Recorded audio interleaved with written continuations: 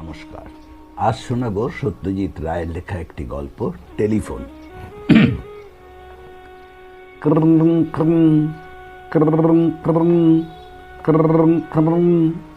বীরেশবাবু বিরক্ত হয়ে খাটের পাশে টেবিলের ওপর রাখা টেলিফোনটার দিকে দেখলেন। টেলিফোনের পাশেই ঘড়ি, তাতে রাত 12টা। বীরেশবাবু সবে হাতের বইটা বন্ধ করে ঘরের বাতিটা নেভাতে যাচ্ছিলেন, এদিকে টেলিফোনটা বেজেই চলেছে। বীরেশবাবু রিসিভারটা তুলে নিলেন। হ্যালো, 465176? ইয়েস।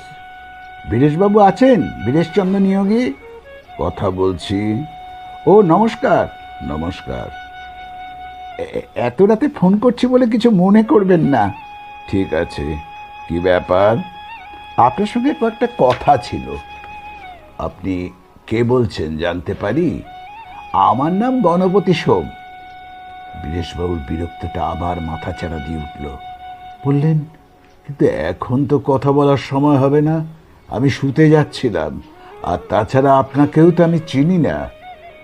আমি কিন্তু আপনাকে চিনি। আপনার পেশা ডাক্তারি, 3 মাস হলো ওই বাড়িতে এসেছেন।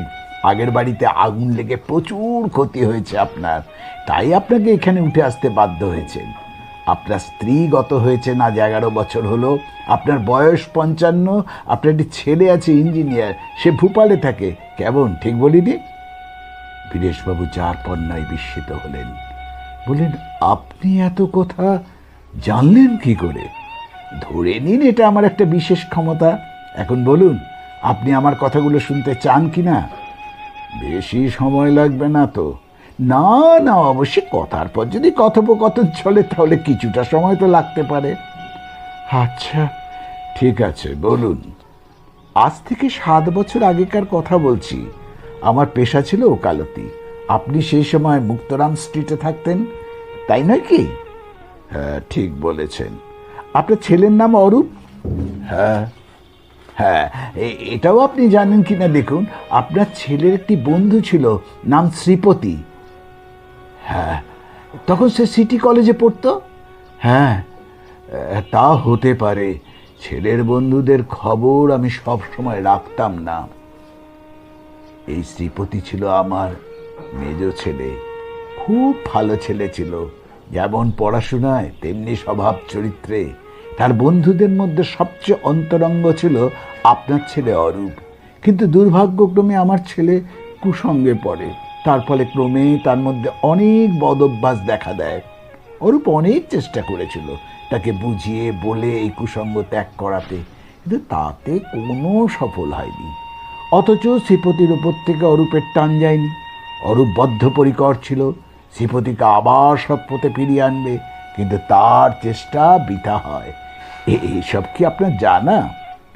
অরূপের এই বন্ধুকে আমি দেখেছি, কিন্তু সে যে কুসঙ্গে পড়েছিল সেটা জানতাম না। এবার একটা দুর্ঘটনার কথা বলি আপনাকে। আমার ছেলেকে জুয়ার নেশায় ধরে। সে রেসের মাঠে যেতে শুরু করে। তার ফলে তার অনেক দেনা হয়, হার হয়, বিস্তর দেনা জমা হয়। তখন সে অরূপের কাছে হাত পাতে, বলে তাকে উদ্ধার না করলে সে আত্মহত্যা ছাড়া আর কোনো গতি নেই। অরূপ তাকে সাহায্য করে কিভাবে সেটা আপনি জানেন কি? এখন বুঝতে পারছি। কি বুঝছেন? আমার বাড়িতে সিন্ধুকে একটা অতি মূল্যবান জিনিস ছিল। এটা আমার ঠাকুরদার সম্পত্তি, একটা হীরের আংটি।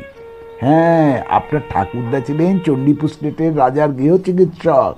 রাজাকে একবার দুরারোগ্য ব্যাধির হাত থেকে বাঁচিয়েছিলেন বলে রাজা খুশি হয়ে তাকে এই আংটিটা দেন। ঠিক বলিনি? হ্যাঁ ঠিক। এই আংটিটি সিন্ধুক থেকে বার করে আপনার ছেলে আমার ছেলেকে দিয়ে দেয়। আশ্চর্য ব্যাপার। আমার এই আংটি অন্তর্ধান রহস্যের কোনো কিনারা করতে পারেনি পুলিশ এখনো। পারবে কি করে? আপনার ছেলে এত ভালো, তাকে আপনারা সন্দেহ করবেন কি করে? হ্যাঁ, তা তো বটেই। সে আংটিটি কিন্তু আমার ছেলের কাছেই থেকে যায়। আংটিটা তার এত ভালো লাগে যে সেটা হাতছাড়া করতেই চায় না। শেষটা আমি ছেলের অবস্থা জানতে পেরে মহাজনের কাছ থেকে টাকা নিয়ে তার সব দেনা শোধ করার ব্যবস্থা করি। সেই আংটিটি এখনো আপনার ছেলের কাছেই আছে। হ্যাঁ, কিন্তু সেটা সে আপনাকে ফেরত দিতে চায়। তার আংটির শখ মিটে গেছে। আংটি ফেরত দিতে সে কলঙ্কের হাত থেকে রেহাই পেতে চায়। তাছাড়া আপনার ছেলের মনেও একটা গ্লানি রয়েছে, সেটাও দূর করা দরকার। আপনার ছেলেকে আমার সঙ্গে দেখা করতে চায়? হ্যাঁ, এবং এখনই সে রওনা হয়ে গেছে। এতক্ষণে সে প্রায় আপনার বাড়ি পৌঁছে গেছে। তার নাম যেন কি বললেন? শ্রীপতি। আর আপনার নাম গণপতি? হ্যাঁ, আপনার নাম কি সম্প্রতি কাগজে বেরিয়েছে? হ্যাঁ, তা বেরিয়েছে। দাঁড়ান দাঁড়ান দাঁড়ান, মনে করতে দিন। করুন করুন, সময় নিন। বীরেশবাবু একটু ভাবতেই মনে পড়ল। বললেন, মনে পড়ছে, কালকের কাগজেই বেরিয়েছে আপনাদের নাম। ব্যারাকপুর ট্রাঙ্ক রোডে একটা গাড়ি আর লরিতে সংঘর্ষের ফলে গাড়ির 3 জন যাত্রী তৎক্ষণাৎ মারা যান। তার মধ্যে একজন গাড়ির চালক আর 2 জন বাপ ও ছেলে, নাম গণপতি সেন আর শ্রীপতি সোম। হ্যাঁ, আপনি ঠিক বলেছেন, আমি সেই গণপতি সোম।